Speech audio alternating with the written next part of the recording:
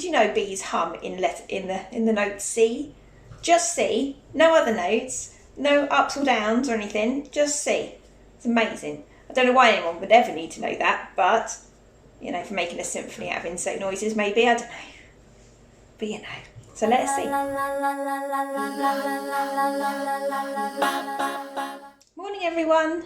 I think we're still morning. Went to Kew the other day. I love it. One of my favourite gardens, absolutely. That next to Wisley.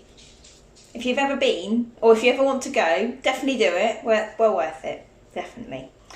So the reason I'm coming on today, not to talk about Kew, but I wanted to talk a bit about pollination. Just, you know, because you can. When we went to Kew the other day, they have a newish exhibit. I think it's been there a good year or so. It might have been longer than that. Called The Hive. Now, The Hive is a demonstration. It's an enormous, Google it, it's well worth finding out about. It's an enormous, like modern art structure. You can see it from all over the garden, it's huge. And when you get closer, you kind of understand what it's all about. It demonstrates how a beehive works, how a wild hive or a man-made hive, how a hive works. It has the music going on and it has lights and things. So when you go up inside, you can kind of, it resembles what the activity in a hive and how the bees communicate and everything. So it's really quite cool. And it's got a load of blurb outside, obviously, about how it's been designed, the science behind it, and all the studies they've done. So it's really good. But as I say, Google it, because it's well worth finding out about. But this kind of inspired me to look into a little bit more and use this bit of information that I found out. Did you know bees hum in the note C? Just C, no other notes, no ups or downs or anything, just C. It's amazing. I don't know why anyone would ever need to know that, but, you know, for making a symphony out of insect noises, maybe, I don't know. But, you know, so let us see. Or the note C. So yes, so the hive resembled or demonstrated how bees communicate and everything in a hive, how they work, the noises that they would hear, and everything like that. So again, that's made me sort of think about how pollinators communicate and how they know where to go in our gardens. Because it's not just a hit and hope. They don't just go, oh, there's a flower, I'm going to land on that. There's a lot of sort of intelligence behind it, if you like. So I had a little look into it, as you do. Because, as you know, I'm a learning addict and I want to know these things. So it's really interesting. There's the usual things that we all know. Obviously, variety of flowers, diversity in the garden, from trees, shrubs, grasses, all that sort of thing. We know to attract more insects and pollinators into the garden, we need colour, we need diversity, different flowers, different shaped flowers, grasses, trees, shrubs. The more diversity we've got, the more chance we've got of attracting in all different insects that all have different roles in the garden. So obviously, the more we have, the more benefits that we can draw from them, the better it is for our garden. So there's another, which I thought was quite interesting, another way that bees actually look for things in our gardens to know whether they can pollinate or not. They go by energy. It's amazing. And I know energies can be a bit woo to some people, but this has been scientifically proven at the University of Bristol. They've got a big study going on it, and I think it's to do with the hive as well at Kew. So I think they're connected.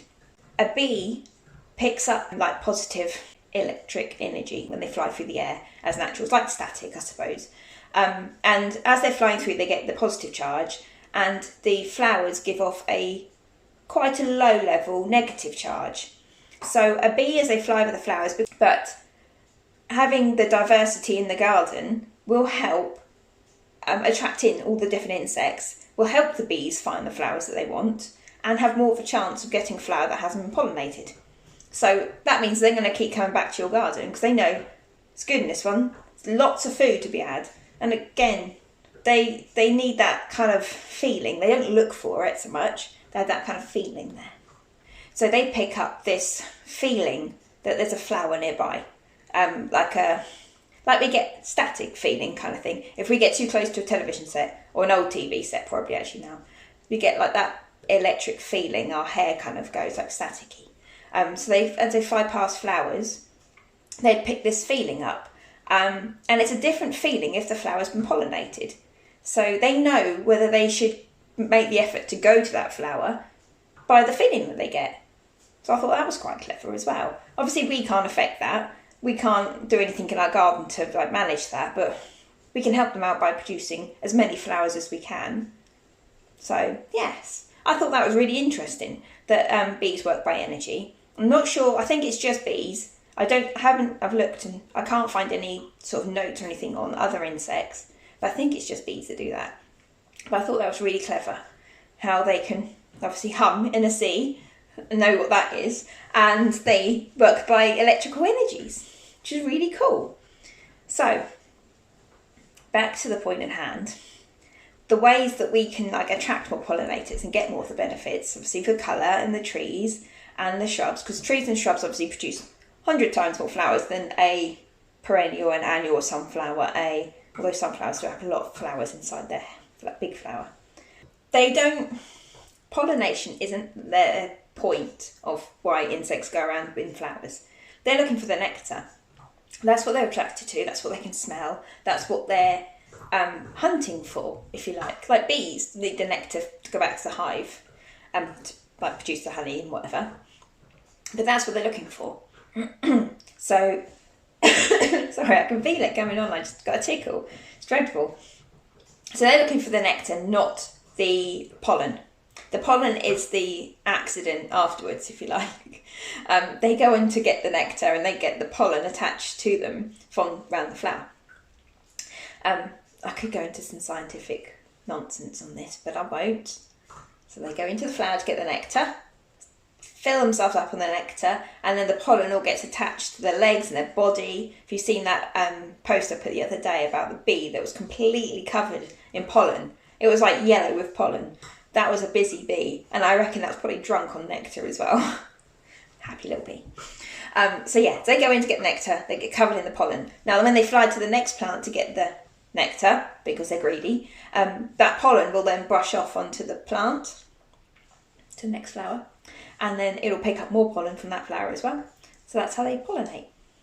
Useless information there for you. But that's how it works. And so they're not looking for the pollen. They're not going out there to say, oh, that plant's got loads of pollen in it, I'll go to that one. They're looking for the nectar. They're trying to sense the nectar. And if a plant's, like with bees, with their energies, if a plant's been pollinated, the nectar's not going to be there. So they're not thinking, oh, that plant's been pollinated. They're thinking, oh, it's no good, there's no nectar in that plant. They'll keep flying.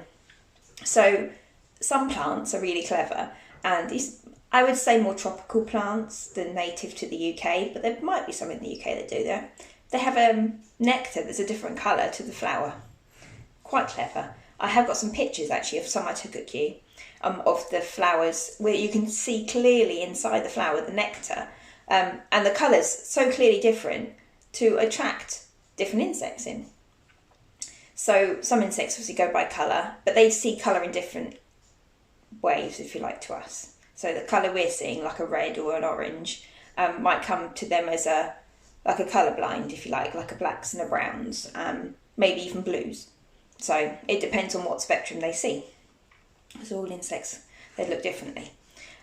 So the nectar coming across in a different colour, it stands out, and they go, oh look, there's loads of nectar in that flower, I can see it there clearly. They'll go down there and then they'll pick the pollen up on the way out, which is really useful for us anyway, or for the flowers, should I say.